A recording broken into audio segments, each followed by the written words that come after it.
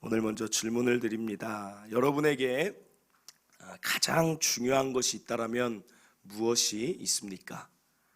여러분 삶 가운데 여러 가지가 있을 것입니다. 각자 가장 중요한 것. 그런데 이 질문을 예수님께 우리가 드린다면 예수님은 무엇이라고 대답하실까요? 예수님은 아마도 주저하지 않고 이렇게 대답하실 것입니다. 나에게 가장 중요한 것은 바로 사람이다 라고 얘기하실 것입니다. 예수님이 이 땅에 오신 목적은 분명합니다. 그것은 사람을 부르러 오셨습니다. 사람을 불러서 뭐 하시려고 하십니까? 사람을 불러서 그 사람이 하나님과 다시 관계를 맺게 하는 것, 그게 예수님이 이 땅에 오신 목적입니다. 그래서 예수님은 이 땅에서 열심히 사람들을 부르셨습니다. 제자를 부르시기도 하고, 때로는 삭개오라는 외면받는 사람을 부르기도 하고, 때로는 사마리아, 아무도 가지 않는 땅에 가서 사마리아 여인을 부르기도 하셨습니다. 그런데 지금은 예수님이 이 땅에 더 이상 계시지 않습니다. 하나님 나라는 여전히 사람을 부르는데, 그러면 이 일을 이제는 누가 감당해야 됩니까? 이 일은 전도와 선교라는 이름으로 하나님이, 우리 예수님이 우리에게 맡기셨습니다. 그러면 이 귀한 사명을, 하나님 나라의 사람을 부르는 일을 우리에게 맡기셨는데, 여러분은 전도하면 어떤 생각이 드십니까? 선교하면 어떤 생각이 드십니까? 이렇게 질문 드릴게요. 전도하는 것이 쉽습니까? 어렵습니까? 네, 다들 어렵다라고 이야기를 하시는데, 제가 보니까 오늘 말씀을 보니까 전도가 쉬울 때가 있고 어려울 때가 있더라고요. 그래서 어떤 경우에 쉬울 때는 언제이고 어려울 때는 언제이고 우리는 어떻게 해야 되는지 전도에 대해 오늘 이 시간은 생각해 보길 바랍니다. 오늘 본문을 보니까 예수님이 등장을 하세요. 그러면서 43절에 예수님께서 이튿날 갈릴리로 나가려 하시다가 빌립이라는 사람을 만납니다. 그리고 예수님이 딱 한마디 하세요. 뭐라고 얘기하시냐면 나를 따르라. 우리 예수님은 너무 멋있어요. 말투 멋있지 않습니까? 보자마자 뭐 인사도 없어요. 뭐 안녕하세요 이거 없어요. 나를 따르라. 뭐 장군 스타일이에요. 나를 따르라 했는데 빌립이 어떻게 했을까요? 여기서 예수님을 따랐다 이런 말은 나오지 않지만 본문을 보면 빌립이 나다나엘에게 전도하는 걸 보면 빌립은 예수님을 따랐음을 알 수 있습니다. 그러니까 나를 따르라라는 한마디에 빌립은 예수님을 따라가는 그리스도인, 예수님의 제자가 되었다는 것입니다. 이것을 보면 전도하는 것이 어렵지가 않다라는 거예요. 한마디면 충분할 때가 있다는 것입니다. 이렇게 전도가 쉽다라면 여러분 전도를 하시겠습니까? 안 하시겠습니까? 그래도 안 할 거예요? 여러분, 우리 하나님의 자녀로서 이 일을 우리에게 맡기셨다니까요. 예수님 마지막 유언이 온 세계 민족에게 나를 가르치라는 거예요. 나를 전하라는 거 우리의 사명입니다. 이렇게 쉽다라면 다시 질문 드립니다. 하시겠습니까? 안 하시겠습니까? 그렇죠. 당연히 해야죠. 이렇게 쉽다라면. 그런데 왜 이게 쉬웠는지가 성경에 나와요. 우리가 알 수 있는 힌트는 44절에 보면 빌립은 이런 말을 해요. 빌립이 예수를 따랐더라 이런 말이 나오는 게 아니라 그 다음에 예수님이 나를 따르라 하고 바로 이어지는 말씀이 뭐냐면 빌립은 안드레와 베드로와 한 동네 벳세다 사람이라, 이 말을 하는 이유는 뭐냐면 40절에 보면 요한의 말을 듣고 예수를 따르는 두 사람 중에 하나는 시몬 베드로의 형제 안드레라 라는 말이 이전에 있습니다. 같은 동네 사람이라는 거예요. 그러면 이건 무엇을 알 수 있습니까? 이미 빌립은 안드레와 베드로 같은 고향 벳세다 사람으로서 예수님에 대해 들은 적이 있다라는 거예요. 그래서 안드레와 베드로를 통해서 예수님에 대한 좋은 마음을 가지고 있습니다. 그러니까 그 좋은 마음 가지고 있는 상태에 예수님이 나타나서 나를 따르라 말하니까 거절할 이유가 없다는 거예요. 안드레와 베드로가 믿는 그 예수님, 나도 따르고 싶다라는 마음이 있으니까 즉시 따라갈 수 있다는 것입니다. 이 말씀을 드리는 이유는 오늘 저와 여러분 주위에도 빌립과 같은 자들이 의외로 많이 있다는 것입니다. 교회에 나오진 않아요. 출석하진 않지만 우리가 이미 마음 가운데 가족을 통해서든지 주변 지인을 통해서든지 예수님 믿는 사람들이 참 좋은 것 같아. 나도 누가 나보고 예수님께 나아가자라고 말만 하면 나도 나갈 수 있을 것 같아 라고 준비된 자들이 여러분 주위에 있다라는 사실입니다. 믿지 않는 것 같은데, 제가 예전에 말씀드렸는데 어떤 청년이 26살인데 교회를 나와요.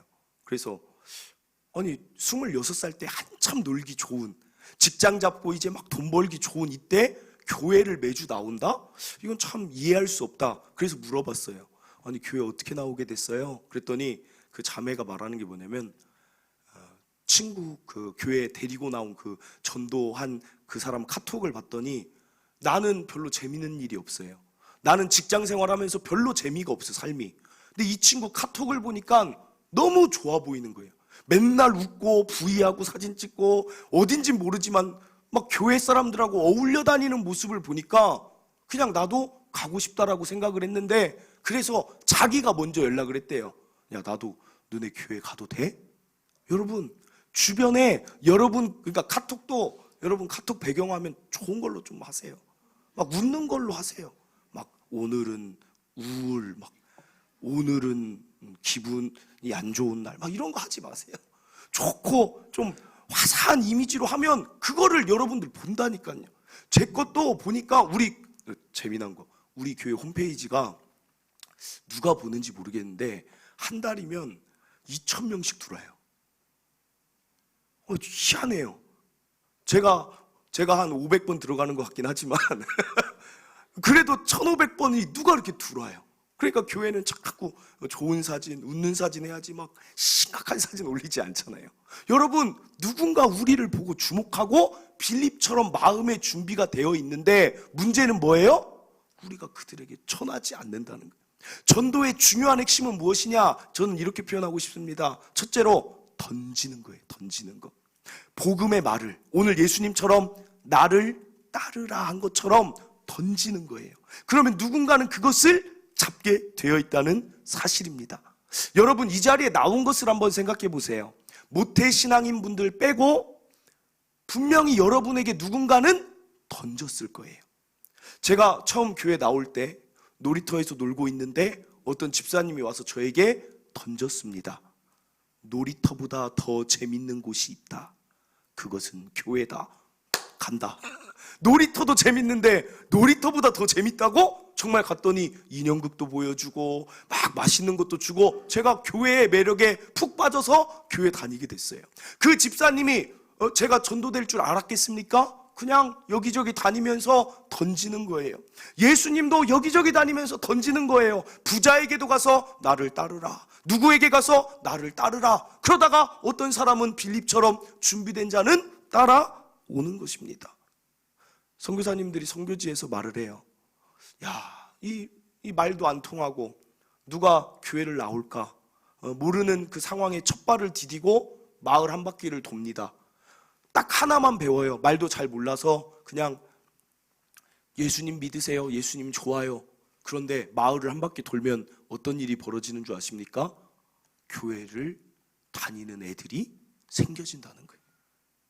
준비된 자들이 있다라는 거예요. 예수가 누굴까? 마음이 열린 자들이 있다라는 거예요. 그래서 예수님이 뭐라고 말씀하시냐?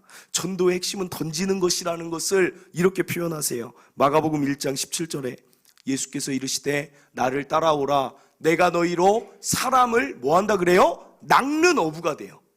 여러분 낚시해 보신 적 있으세요? 언제나 여러분은 뭐가 없어요. 근데 저는 다 했어요. 항상 제가 이상한 사람이에요. 저는 낚시를 해봤어요. 제가 만약에 교회를 안 다녔으면 저는 지금 바닷가에 있을 것 같아요. 바닷가. 낚시가 그렇게 재밌더라고요. 이렇게 낚시 던지고 재미난 게 그 뒤에서 고기 잡는 것보다 라면 끓여 먹는 게 그렇게 재밌어요. 그래서 낚시를 가는 건지 야외에 나가서 라면을 끓여 먹으러 가는 건지 모르겠어요. 그런데 어찌됐든 그 했다가 잡히면 그게 그렇게 재밌더라고요. 그런데 낚시를 할 때 보면 고수랑 하수의 차이가 뭔지 알아요? 하수들은 보면 낚싯대를 잘 던지지도 못해요. 그런데 낚시를 이렇게 던지고 나서 또 기다리지도 못해. 그러니까 던지다가 왜 이렇게 안 잡혀요? 여기 미끼는 왜 떨어졌어요? 막 산만하게 하다가 에이 안 해 하고 라면 먹으러 가요. 그리고 끝났어요. 낚시. 그 사람은 다시는 안 와요. 고수. 우리 교회에서는 차영택 집사님이란 분이 지금 필리핀으로 일하러 가셨는데, 차영택 집사님이 낚시 고수였어요. 같이 낚시를 한 2번 정도 같이 갔어요. 교회 행사로 낚싯배를 빌려서 갔어요. 다른 사람들은 좀 하다 말다 하는데 그분은 계속 던졌다가 보고 왜 이렇게 자꾸 여기저기 던지냐 봤더니, 던져서 그 추로 그 땅에 바닷속 물속에 그 밑에를 체크하는 거래요. 그래서 고기가 어디에 많이 지나가는지를 봐서 바위 밑에 걸려야 우리는, 그러니까 이게 참 재밌어요. 그러니까 알고 해야 돼요. 던졌는데 바위 밑에 걸리잖아요. 그러면 이게 안 빠지잖아요. 그러니까 거기로 안 던져요. 그런데 고기는 어디 있어요? 거기 있어요. 숨어 있으니까. 그러니까 그분은 걸리는 데에서 걸리지 않게 걸렸다 싶으면 빨리 약간 돌리는 거예요. 그래서 그 고기가 그만할게요. 낚시 이야기 너무 재밌어서 막 했는데, 그분은 계속 던지는 거예요. 성실하게 던지는 거예요. 그러다 보니까 그분은 잡는 거예요. 결국은 우리에게 뭐라고 말하고 있어요? 너희는 사람을 낚는 어부가 되라. 어부가 하는 일이 던지는 일, 그물을 던지는 일, 투망을 던지는 일, 결국은 던지는 일이라는 거예요. 우리가 전도할 때 핵심 해야 될 일은 뭐냐면 던지는 거예요. 그러다 보면 빌립처럼 이렇게 준비된 자가 우리를 따라오게 되어 있다는 것입니다. 그런데 우리는 너무나 전도하면 막 어떻게 해야 될지 하면서 막 너무 그 힘든 마음을 갖고 있어요. 저는 오늘 여러분의 마음과 전도에 대한 인식이 가벼워지길 바라요. 그냥 편하게 하세요. 제가 어떤 때는 2017년 처음 개척했을 때 어떻게 교회 나오게 된 줄 아세요? 어떤 분이 자전거를 타고 막 지나가요. 제가 치동천공원에 전도할 때 자전거를 타고 지나가는데 저 멀리서 보니까 바구니가 있어요. 그래서 제가 전도지를 던졌어요. 왜냐면 지나가니까. 그래서 엿! 했는데 바구니에 탁 들어갔어요. 그리고 그분은 지나갔어요. 근데 그분이 교회 나왔어요. 같이 한번 해볼까요? 우리 자전거만 던지기 해볼까요? 또 하나 재미있는 얘기 해드릴게요. 신기한 이야기예요. 들으신 분도 있고 못 들으신 분도 있는데, 제가 부목사 때 교육부서를 맡고 전도하러 중학교 앞에 갔어요. 그런데 선생님들하고 전도하려고 이제 매일같이 나갔는데 그 중학교가 오늘 1시간 빨리 끝났대요. 무슨 특별활동 때문에. 그거 전혀 몰랐어요. 그래가지고 어떡하냐 하면서 전도지랑 전도용품 다 준비해놨는데 참 아쉽다 하면서 선생님들하고 얘기를 하다가 이런 얘기를 했어요. 그럴 줄 알았으면 이 학교 말고 저 학교 가서 할 걸 하면서, 저 학교가 누가 있었냐면 여기 아시는 분도 있는데 호연이라고 있어요. 호연이. 그래서 그 앞에서 그 얘기를 했어요. 야, 저기 갔으면 선생님들한테 호연이네 학교를 갔으면 호연이가 친구들이 많으니까 호연이 친구들 만날 걸, 이 시간이면 너무 시간이 아깝다, 오늘 전도하러 나온 게 너무 안타깝다 라고 했더니 선생님들이 그러니까요, 호연이 학교 갈 걸. 그래서 내가 다음에는 우리가 꼭 호연이 그 친구들 만나러 호연이 학교 갑시다 했는데, 갑자기 어떤 애가 탁 지나가는데 걔가 호연이요? 여러분 좀 안 믿기시죠? 저희도 그때 그랬어요. 그래서 제가 호연이 강호연. 근데 그때 우리가 여기다 사진을 이렇게 명함처럼 해놨어요. 그래서 사진을 애들한테 보여줬어요. 그래야 친구 얼굴이 있으면 또 더 이렇게 교회 나올까 싶어서 맞아요, 걔 친구가 저예요. 그 자리에서 우리는 교회에서 나왔는데 뭐 문이 닫혔고 그래서 호연이의 이름을 부르다 보니 네가 지나갔고 그렇게 얘기하다가 그 친구가 교회에 나왔다는 거예요. 사랑하는 성도 여러분, 좀 이상하지 않습니까? 아니 어떻게 호연이의 이름을 찾는데 하필 그때 호연이 친구가 지나가요. 근데 저는 그때 느낀 게 하나 있었어요. 뭘 느꼈냐면, 하나님이 이렇게까지 한 영혼을 구원하길 원하시는가? 얼마나 하나님은 한 사람을 사랑하시면 이런 일까지 준비하시는가? 전체 600명, 700명 되는 학생도 중요하겠지만 그 학교를 문을 닫고, 만약에 그 학교가 문을 안 닫았다면 이 아이를 우리는 만날 수가 없었을 거예요.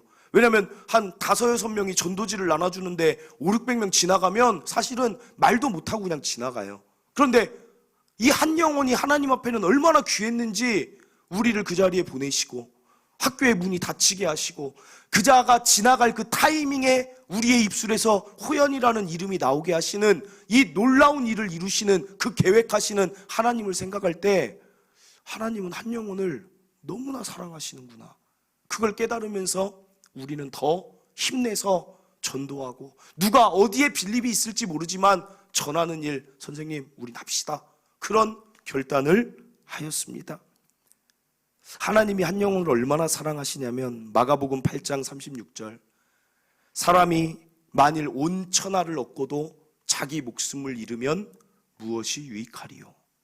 우리가 생각할 때는 큰일하는 걸 좋아할 것 같아요. 하나님 앞에 멋진 일하는 거 좋아할 것 같아요. 이 세상을 얻는 일, 구하는 일, 멋진 일하는 걸 좋아할 것 같은데 하나님의 관심은 거기 있지 않아요. 그 목숨이 나는 더 중요하다는 거예요. 천하 구하는 일보다 한 영혼이 목숨을 다시 얻는 그 영생을 얻는 일이 나는 더 중요하다. 사랑하는 성도 여러분, 한 영혼의 가치는 천하보다 귀합니다. 그래서 한 영혼이 돌아오면 하늘에서 어떤 일이 일어나는가? 누가복음 15장 7절 내가 너희에게 이르노니 이와 같이 죄인 한 사람이 회개하면 하늘에서는 회개할 것 없는 의인 99으로 말미암아 기뻐하는 것보다 더하리라. 잘 믿는 사람도 내가 너무 사랑하지만 이 자리에 있지 않은 한 영혼이 나는 너무 기다려진다라는 거예요. 그 영혼이 너무 좋다는 거예요. 그리고 누가복음 15장 6절 한 영혼을 찾아냈을 때 하나님의 모습을 묘사한 것입니다. 이것은 집에 와서 그 벗과 이웃을 불러 모으고 말하되 나와 함께 즐기자. 나의 잃은 양을 찾아내었노라. 한 영혼 하나님께 돌아오면 하늘에서는 잔치가 열어진다는 사실입니다. 사랑하는 성도 여러분, 우리 2020년 주제가 하나님께 더 가까이예요. 제가 이것을 보면서 그래 내가 하나님께 더 가까이 나아가야 되지 기도하는 가운데 드는 생각이 무엇이냐면 우리가 하나님께 더 가까이 나아가는 것을 하나님은 누구보다 기뻐하십니다. 그러나 하나님이 또한 기뻐하시는 게 무엇이냐면 여기 앞에다 한 글자를 더 붙이고 싶어요. 누군가를 하나님께 더 가까이 가게 하는 우리가 되었으면 좋겠다. 나의 신앙뿐 아니라 누군가가 꼭 하나님 만나기를 바라면서 우리가 나아가서 우리 주변에 있는 그 빌립들을 하나님께 올려드릴 수 있다라면 얼마나 하나님 기쁘시겠습니까? 여러분 바로 옆집에 사는 분이 여러분의 빌립일 수도 있어요. 여러분이 꼭 해야 될, 만나야 될 빌립일 수 있어요. 예전에 우리 성도들 중에 우리 집사님 한 분이 저에게 그런 말을 해요. 옆집에 교제를 안 하다가 어떤 일 때문에 교제를 하게 됐는데 말을 나누다 보니까 그분이 말하는 게 그거래요. 너무 동탄 이신도시에서 외로웠다는 거예요. 왜냐하면 아는 사람도 없고 뭐 어디 얘기할 데도 없고 나갈 때도 사실 치동천도 한두 번이지 나갈 데가 없다는 거예요. 그러니까 그때 집사님이 야 나는 교회 나가서 참 그래도 외로움 없이 잘 있었는데 그 얘기를 하니까 그때 그분도 그러면 나도 그런 교회 나갔으면 좋았을 텐데 했지만 이미 그분은 또 다른 데로 이사할 계획이라는 거예요. 사랑하는 성도 여러분, 바로 여러분 옆에 사는 그분들도 지금 외로워할 수 있어요. 말만 한마디만 하면 어딘가로 하나님을 믿고 싶은 마음이 있을 수도 있어요. 여러분의 친구일 수도 있고 여러분의 부모가 빌립일 수도 있다는 거 기억하시며 오늘 전도의 핵심 첫째, 던지는 일에 성실한 저와 여러분 되시길 바랍니다. 이어서 살펴볼 것은 이 일이 예수님이 기뻐하시는 일인 줄 알면서도 우리가 입을 벌리지 않는 이유는 왜 그러냐면 우리는 오늘 본문에 나다나엘과 같은 사람들을 많이 만납니다. 45절에 보니까 빌립이 나다나엘을 찾아 이르되 모세가 율법에 기록하였고 여러 선지자가 기록한 그 일을 우리가 만났으니 요셉의 아들 나사렛 예수니라. 이것은 빌립이 내가 메시아를 만났어 나다나엘에게 지금 얘기해 주는 거예요. 전도하는 거예요. 내가 메시아 만났으니까 메시아에게 가자라고 얘기를 하니까 나다나엘이 뭐라고 말하냐면 46절에 나사렛에서 무슨 선한 것이 날 수 있느냐 그래요. 이 말은 뭐냐면 미가서 5장 2절 성경에는 분명히 기록되어 있는 게 무엇이냐면 예수님은 베들레헴에서 난다고 했어요. 베들레헴 에브라다야, 너는 유다 족속 중에 작을지라도 이스라엘을 다스릴 자 메시아가 베들레헴에서 나온다. 그러니까 지금 보면 빌립이 전도를 한다고 해놓고 지식이 별로 없어요. 예수님에 대한 지식이 많이 부족한 거예요. 그러니까 말을 잘 못 전했어요. 그러니까 나다나엘은 결국 뭐예요? 야, 나사렛에서는 메시아가 올 수가 없어. 그러니까 네가 만났다고 하는 예수님 나는 만나지 않을 거야. 가지 않을 거야. 너가 잘못 믿고 있어. 오히려 그 한마디를 통하여서 빌립을 핀잔을 주고 있는 것입니다. 부정적이에요. 그러면 빌립이 감정이 상할 수 있어요. 그런데 오늘 빌립이 어떻게 합니까? 저런 핀잔을 주고 부정적인 생각을 가지고 편견을 가지고 있는 그 나다나엘에게 뭐라고 얘기하냐면 이렇게 말해요. 딱 한마디 말합니다. 와서 봐라. 이 한마디는 저는 이렇게 생각해요. 빌립은 감정을 상해하지 않았어요. 그리고 논쟁하지 않았다는 거예요. 그리고 포기하지 않았다는 거예요. 그냥 뭐라고 얘기하든 와서 한번 봐봐. 이런 어투였을 것 같아요. 나다나엘아, 무슨 말인지 알겠는데 그래도 한번 와서 봐봐. 너무 좋은 사람이야. 한번 와서 만나보면 안 되겠어? 그러면서 진심을 다해 말한 것 같아요. 오늘 전도의 포인트 둘째는 무엇이냐면, 전도는 관계적 친밀함과 진심으로 하는 것입니다. 많은 성도들이 전도할 때 실수하는 게 뭐냐면, 누군가가 교회에 대해서 얘기하면 그 사람이 예전에 신앙생활을 했는지 안 했는지 모르지만 교회에 대해 더 많이 이야기해요. 야, 교회는 뭐 어쩌고 저쩌고 저쩌고, 요새 뭐 그것이 알고 싶다 봤더니 교회는 어쩌고 저쩌고, 야 예수님 얘기하면 야 예수님이 어떠고 저쩌고 저쩌고 막 이야기를 해요. 그러면 많은 사람들이 어떻게 하냐면 거기에 논쟁을 해요. 야, 예수님은 그런 분이 아니야. 교회는 그런 곳이 아니야. 그런 것도 있지만 막 이야기를 하다 보면 어떻게 되냐면 논쟁이 돼요. 논쟁이. 그러면 그 사람이 예전에 교회에서 상처를 받았는지, 목사님한테 가슴이 아팠는지도 모르는데 그 사람하고 한 번 더 논쟁하기 시작하면 그 사람은 정말 마음의 문이 닫힐 것입니다. 전도는 그렇게 하는 게 아니에요. 오늘 이 빌립처럼 하는 거예요. 제가 예전에 한 친구를 너무 좋아했어요. 제가 정말 너무나 아끼고 사랑하는 내 친구를 위해서 꼭 전도하고 싶은데, 그 친구는 제가 알아요. 교회를 너무 싫어한다는 걸 알아요. 그러니까 제가 한 2달 정도 마음의 준비를 하고 기도를 많이 하고 그 친구에게 이제 때가 되었다 생각을 해서, 이 정도 기도했으면 됐겠지, 그 친구에게 가서 우리 같이 교회 다니자, 예수님 믿으니까 너무 좋다라고 얘기를 했어요. 그랬더니 그 친구가 저에게 정말 감동적인 말을 해요. 뭐라고 하냐면, 태훈아, 나는 교회 가기 싫어. 정말 감동이었어요. 2달을 기도해도 안 되는 애는 안 되구나. 나는 안 갈 거야. 가기 싫어. 그런데 한국 사람 말은 끝까지 들어야 돼요.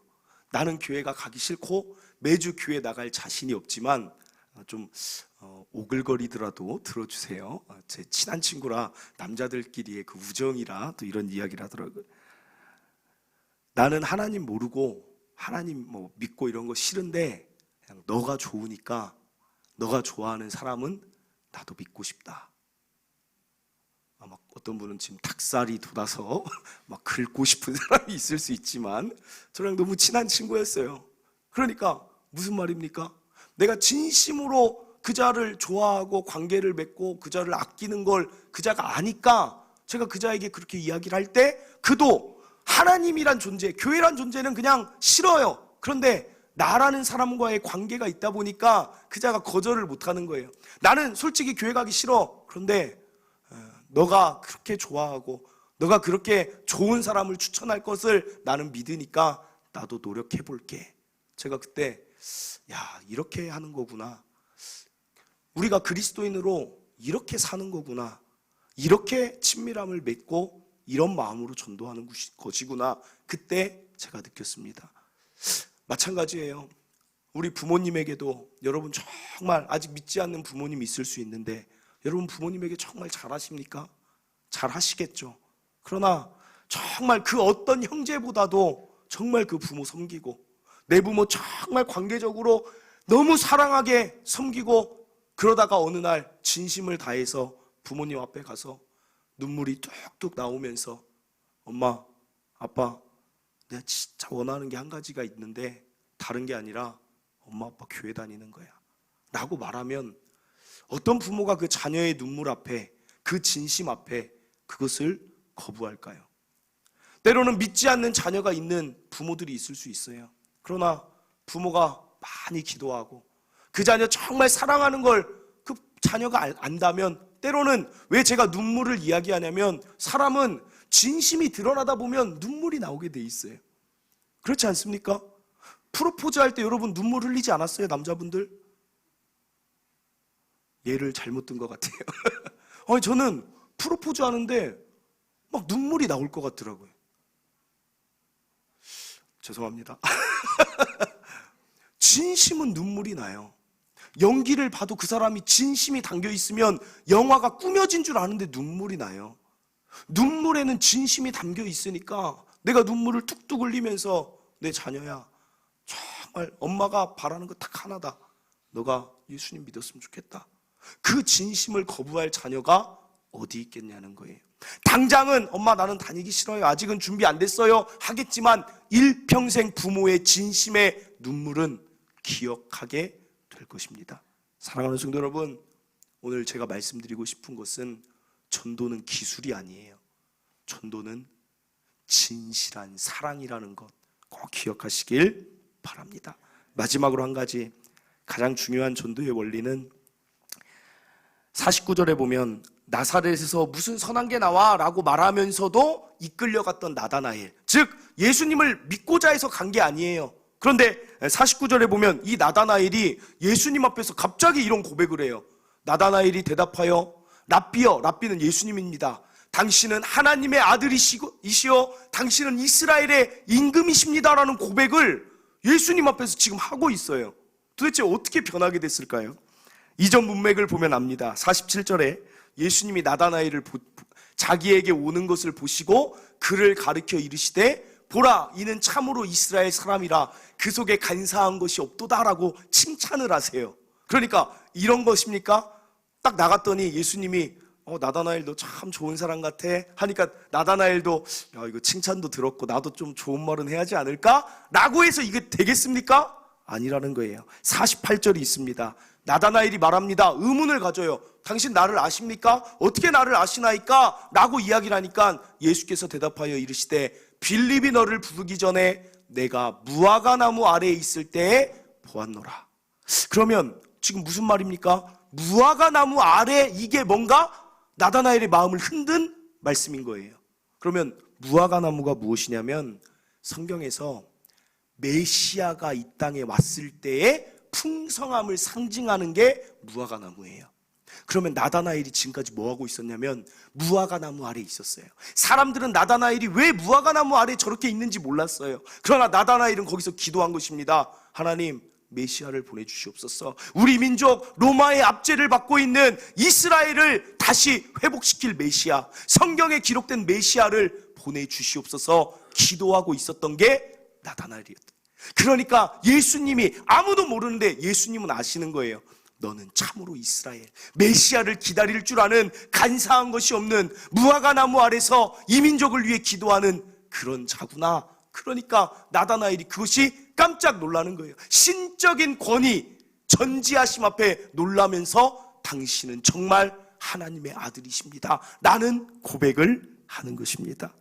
오늘 기억할 전도의 특징 세 번째 무엇이냐면 전도는 하나님이 하시는 거예요. 우리가 하는 게 아니라는 거예요. 제가 예전에 교회에서 이런 부탁을 받은 적이 있어요. 어떤 성도가 어떻게 했는지 모르지만 오래 남편을 위해 기도했다는 건 알아요. 그런데 갑자기 어느 날 오더니 남편이 이번 주에 오기로 했다는 거예요. 그러면서 교역자실에 맛있는 것을 많이 사가지고 왔어요. 그래가지고 막 그걸 부교역자 부목사님들한테 주더니, 그걸 주더니 뭐라고 얘기하냐면 잘해달라는 거예요. 목사님, 우리 남편이 나와요. 잘해주셔야 돼요. 잘하겠습니다 제가. 인사도 잘하겠습니다 제가. 왜냐면 맛있는 거 줬잖아요. 그거 잘해야 할 거 아니에요. 딱 받고 잘하겠습니다 제가. 인사 잘하고 잘하겠습니다. 그랬더니 그 성도가 또 맛있는 거를 주섬주섬 챙겨서 어디를 가나 봤더니 성도들한테 가요. 우리 남편 이번 주 나오는데 잘해줘야 돼 하면서. 그러니까 마음이 이해가 가요. 왜요? 남편을 위해 얼마나 기도했으면 그게 간절하겠어요. 그러면서 막 성도들 일일이 잘해달라고 얘기를 해요. 드디어 주일이 되었습니다. 남편과 정말 왔어요. 남편과 왔는데 제가 그 여자 집사님을 보니까 그 집사님이 남편이 오면 어때야 돼요? 기뻐해야 하잖아요. 얼굴이 기쁜 게 아니라 막 초조해요. 사람이 불안해해요. 그냥 말씀 들을 때도 보니까 집중을 못해요. 왜 집중을 못해요? 계속 목사님을 보면서 남편을 한번 봐요. 계속 이래요.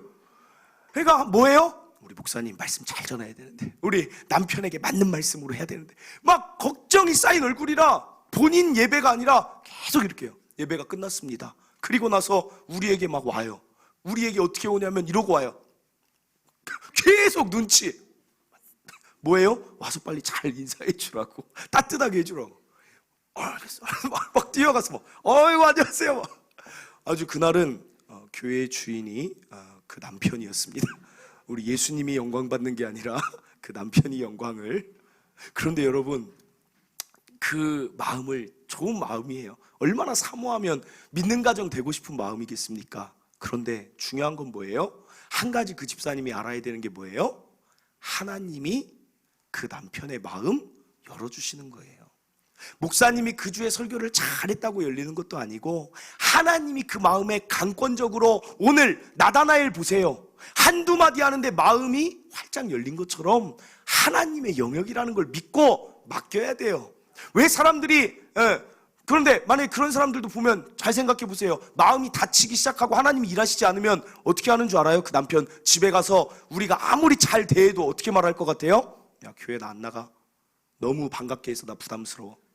오히려 별 핑계 다 대서 안 나올 거예요. 중요한 건 뭐예요? 하나님이 하셨는데, 하나님이 마음 열어주실 것을 그냥 믿는 거예요. 왜 성도들이 전도를 안 하나 보면, 한두 번 해보니까 남편 데리고 나온 게 내가 더 지쳐서 못하겠어. 내가 주변에 지인 데리고 나오는 게 내가 더 챙겨주고 신경 써야 되니까 전도를 못하겠어. 아유, 힘들어서 나 전도 못하겠다. 여러분, 그것까지도 그냥 맡기세요. 하나님이 영혼을 너무 사랑해서, 아까 얘기했잖아요. 호연이 친구가 그렇게 만날 줄 누가 알았겠어요?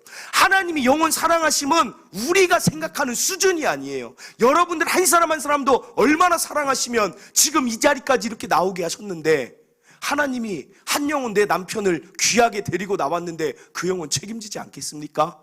여러분, 전도는 하나님께 맡기시길 바랍니다.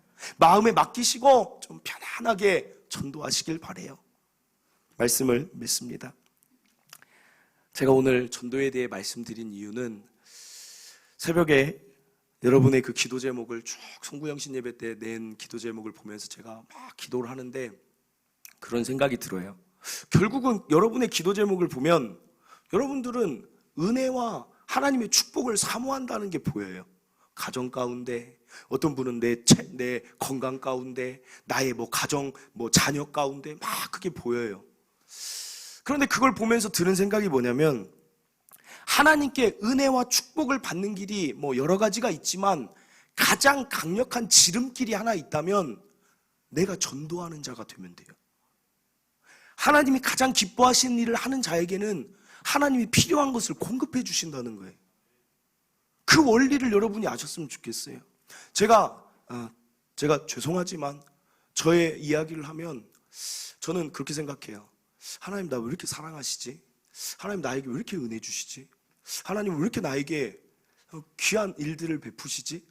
교회를 갈 때마다 집사님들이 이런 질문을 해요, 저한테. 도대체 목사님은 이유가 뭘까요? 하나님이 목사님을 많이 사랑하시는 게 우리가 느껴지는데 왜 목사님을 사랑하실까요? 그 질문이 굉장히 이상했어요. 좀 이상하지 않습니까? 목사님 하나님 많이 사랑받는 것 같아요 하면 되는데 왜 목사님을 사랑할까요? 왜 목사님이 그러니까 이런 의미가 있대요. 목사님이 뭔데? 목사님이 뭘 잘했길래? 이런 의미가 담겨 있는 것 같아요. 예전에 그런 소리 들었어요. 그 고등학교 때도, 대학교 때도 그래요. 간증을 막 서로 하는데 대학교 친구들이 막 있었어요. 어떤 누나가 있었는데 저한테 그래요. 저 속상한 게 하나 있어요. 태훈이도 방언을 받는데 왜 나는 못 받아요? 그 제가 한참 듣다가 왜 내가 받으면 안 되나? 그러면서 뭔가 사람들이 되게 이렇게 저를 바라보는 것 같아요. 저 사람은 뭔가 은혜를 많이 받는 것 같아. 사랑을 많이 받는 것 같아. 그렇게 저를 지목을 해요. 그런데 저도 생각해 봤어요. 왜 하나님이 나에게 이렇게 은혜 주실까? 왜 이렇게 개척이란 기회, 이것도 사실은 흔하지 않거든요. 정말 우리나라에서 많이 있지 않는 이 기회를 나한테 왜 주셨을까? 그런데 한 가지는 분명한 게 뭐냐면, 제가 다른 것은 하나님 앞에 많이 누구보다 뛰어나게 해드린 건 없지만 영혼 사랑해서 오늘 말한 대로 이 던지는 일, 영혼 사랑해서 오늘 진심으로 사람들한테 대하는 일, 제가 다른 것보다 전도의 일을 힘썼다는 게 제가 할 수 있는 대답이더라고요. 제가 혼자 교육전도사가 됐을 때도 혼자 토요일 날만 학교 앞에 있는데, 우리 그 교회 옆에 초등학교가 3개 있어요. 그러면 전도 아무도 안 나가도 제가 혼자 전도띠를 메고 전도를 하러 가요. 근데 창피하고 이런 게 없어요. 그냥 전도띠를 혼자 이렇게 초청교회 매가지고 가가지고 그냥 막 전도를 해요. 애들한테 사탕도 주고, 야 내일 교회에서 보자, 그냥 그렇게 던지고 와요. 제가 그게 교육전도사 때부터 계속 했던 게 그거예요. 그러다가 어떨 때는 전도 부대를 만들어요. 야 얘들아, 전도 조끼를 다 입고 얘들아 우리 자전거 타고 전도하자. 그래서 자전거를 타고 한 20대 자전거를 타고 막 동네를 돌아다녀요. 그러면 동네에서 다른 심심한 애들이 또 자전거를 타고 합류를 막 해요. 그럼 막 몇십 대가 돌아다녀요. 근데 나중에 보면 우리 교회 애가 아니야. 너 어디서 왔냐? 그러면 저도 같이 타려고요. 그러다가 또 전도가 돼요. 그리고 인라인 스케이트 그 학교 트랙에다 만들어놔요. 야 오늘은 우리 인라인 스케이트 타자. 그래서 옷 입고 인라인 스케이트 대신 꼭 입어야 돼. 인라인 스케이트를 타려면 꼭 초청교회 옷을 입어야 돼. 그 노란색으로 입고 막 30명이 막 트랙을 도니까 또 몇 명이 야 이거 얘네들 뭐야 하면서 막 따라와요. 그럼 나중에 아이스크림 먹자. 그러면 우리 초청교회 애들 노란색 조끼 입은 애들이 쭉 서는데 중간중간 안 입은 애들이 서요. 그럼 하나씩 주다가 넌 누구니? 그럼 걔가 저는 저도 주세요. 그러면 이거 우리 초청교회 다니는 애들만 주는데? 그러면 이제 진짜 왜 그래요? 막 그러면 너도 나왔으면 좋겠다 하고 아이스크림 막 주는 거예요. 그러다 보면 거기에서 돼요. 그러다가 교회 나오겠다고 하는 애들이 있으면 제가 어떻게 했냐면 주보를 이제 초등부 주보를 이렇게 뽑아서 저희 유년부 주보를 뽑아서 해주고 뒷면에다가 제가 그 엄마한테 편지를 씁니다. 모르는 엄마인데 어머니 이렇게 해가지고 만났는데 우리 교회는 어떤 교회고 교회 다니면 다른 것보다 아이 인성에게 참 좋습니다. 어울리고 같이 화합하는 게 아이들에게 너무 좋으니까 믿고 맡겨주세요 하고 제 전화번호를 써서 편지 자필로 써서 그 아이한테 보내요. 그러면 어떤 부모가 그걸 받으면서 마음이 열리지 않겠습니까? 그래서 제가 그때도 초청교회 처음 사역할 때 50명 전도했어요. 50명. 새로운 영혼들 50명 전도했어요. 제가 자랑할 수 있는 거는 아무것도 없어요. 그런데 하나님이 왜 은혜 주시냐 곰곰이 생각하면 이 전도의 일을 계속 했어요. 제가 여기 개척했던 이유를 얘기하면 처음에 어떤 생각이 들었냐면, 제가 전도에서 많은 영혼들을 그렇게 매해 50명, 60명씩 이렇게 하다 보니까 어떤 생각이 들었냐면, 내가 교육전도사 때, 부목사 때 하루에 한두 시간씩 나가서 전도해서 아이들을 5, 60명을 1년에 채웠는데, 동탄에 와서 내가 담임 목사고 내 교회니까 내가 월요일 날 아침부터 토요일 날 저녁까지 매일 전도하면 2달이면 100명은 채우겠다. 좀 이상하죠. 제가 감각이 믿음 감각밖에 없나 봐요. 그래가지고 여기 개척한 거예요. 동탄에 아무도 모르는데 이거는 된다. 될 수밖에 없다. 내가 매일같이 나가는데 지금까지도 한두 시간 나가도 됐는데 이거 안 되겠냐? 그래서 2017년도에 17명이 여기 와서 앉아 있었잖아요. 그렇게 데려와가지고 그 위에 우리가 지금 불어나게 된 거예요. 사랑하는 성도 여러분, 제가 자랑할 수 있는 것, 하나님이 저에게 은혜 주시는 이유 딱 하나밖에 없다고 믿어요. 전도하는 자에게 은혜 주세요.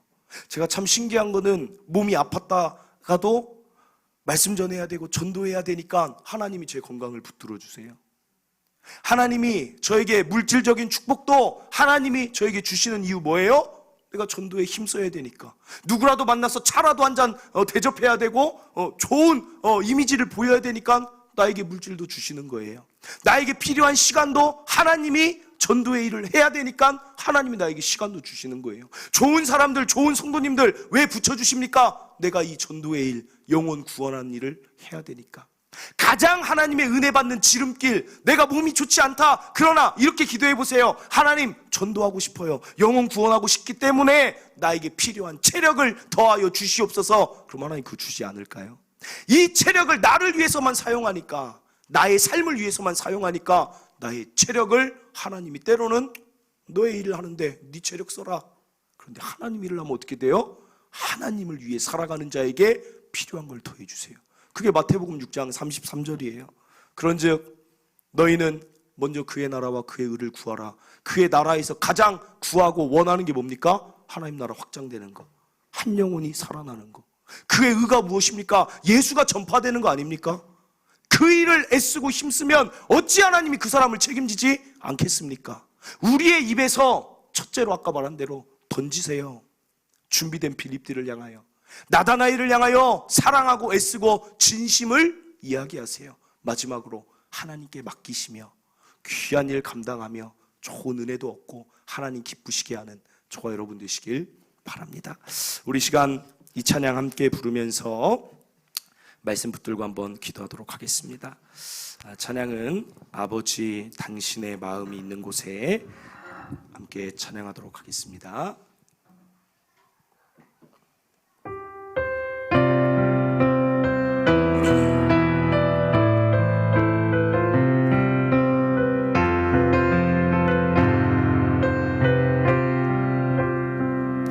아버지 당신의 마음이 있는 곳에 나의 마음이 있기를 원해요.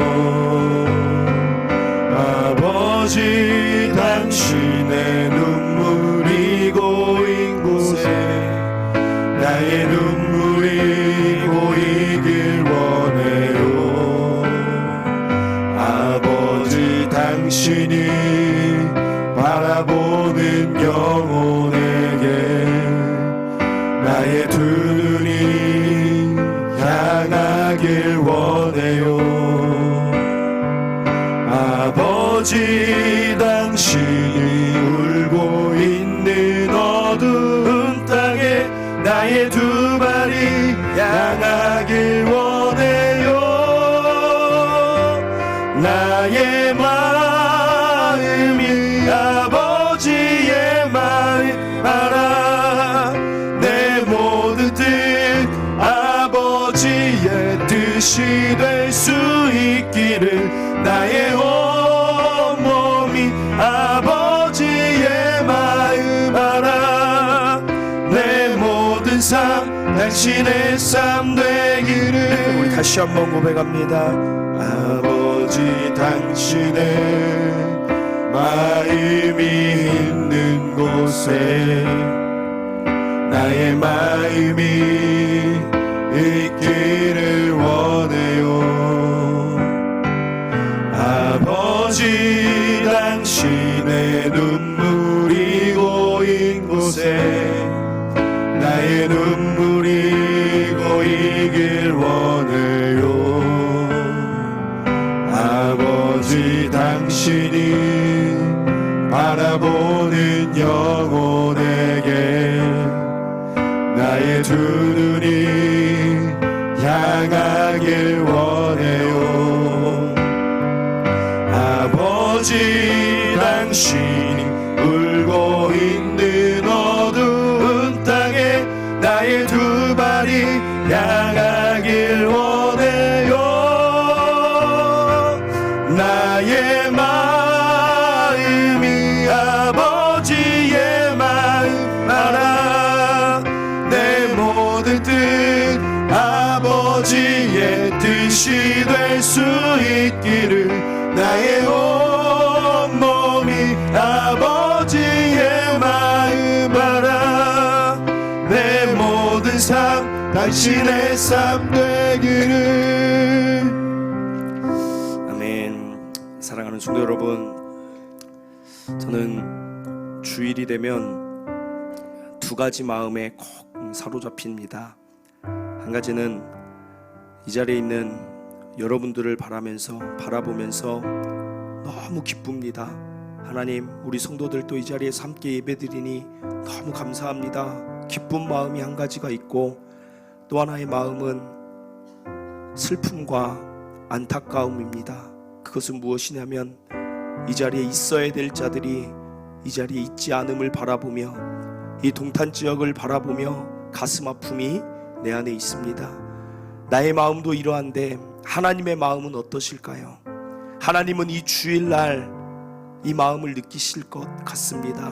먼저는 이 자리에 있는 여러분들을 보면서 너무 즐거워하시고 기뻐하시지만, 또 하나의 마음은 하나님의 마음이 이 주일만 되면 너무나 마음이 아프실 것 같아요. 나의 사랑하는 자가 이 자리에 있어야 할 텐데, 나의 사랑하는 자가 이 자리로 속히 나와야 할 텐데, 그 마음이 하나님 아버지의 마음인 줄 믿습니다. 우리의 주제처럼 하나님께 더 가까이 나아가는 우리 성도들 되길 바랍니다. 그러나 동시에 아버지 하나님의 마음을 느끼면서 누군가를 하나님께 더 가까이 나오게 할 수 있는 저와 여러분의 삶이 되기를 또한 간절히 바랍니다. 지금 내 주변에 이 자리 가운데 나와야 될 자들 한번 떠올려 보시길 바랍니다. 어떤 분에게는 부모일 수도 있고, 어떤 분에게는 자녀일 수도 있고, 어떤 분에게는 지인일 수도 있습니다. 그 자를 생각하며 오늘 아버지의 마음을 품고 기도하길 바랍니다. 하나님, 그 자가 빌립처럼 마음이 준비되게 하시고, 나다나엘과 같다라면 나의 사랑과 나의 진심을 통하여서 그 자가 하나님께 나오게 하시고, 하나님이 그 자의 마음을 열어주시는 일이 반드시 있어서 이 자리에서 함께 예배드릴 수 있도록 은혜 주시옵소서. 우리 이 기도 우리 주여 한번 외치고 말씀을 붙들고 그 영혼을 위하여서 하나님의 은혜를 사모하며 한번 기도하도록 하겠습니다. 주여 한번 외치고 기도합니다. 주여